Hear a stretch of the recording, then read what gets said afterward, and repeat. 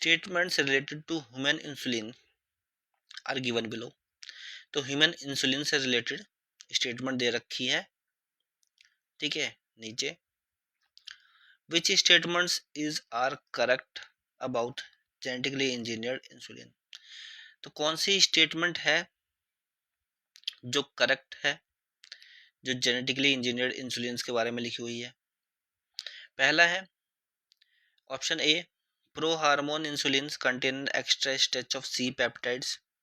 तो ये ऑप्शंस गलत है, जो जेनेटिकली इंजीनियर्ड इंसुलिन है वो सी पेप्टाइड्स नहीं होते हैं उसमें।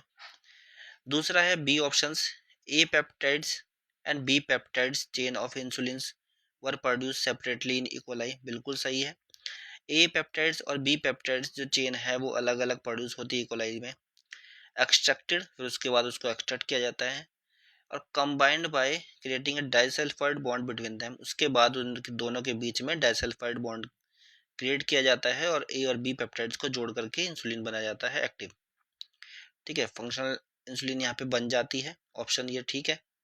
Insulin used for treating diabetes was extracted from cattle और पिग, नहीं, ये गलत है। पहले के टाइम पे होता था कि पिग्स वगैरह में से होती थी, पर ये एलर्जी कॉज करती थी तो फिर इसलिए इसको हटा दिया गया, अब तो बैक्टीरिया में ही बनती है।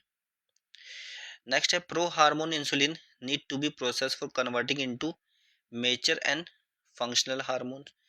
प्रोसेस नहीं किया जाता है, ठीक है, तो ये भी गलत है। Some patient develop allergic reactions to the foreign insulin. अब फॉरेन इंसुलिन से कई पेशेंट्स को एलर्जिक रिएक्शंस हुई है, तो ये भी गलत है। पहले के टाइम पे होता था जब पिग्स वगैरह में, कैटल्स वगैरह में जब बनाई जाती थी इंसुलिन तब, अभी के टाइम पे तो नहीं है। तो जो राइट आंसर है वो इन सारे ऑप्शंस में से वो ऑप्शन बी है केवल, ठीक है। तो कौन सा हो जाएगा, बी केवल करेक्ट है, ठीक है ऑप्शन।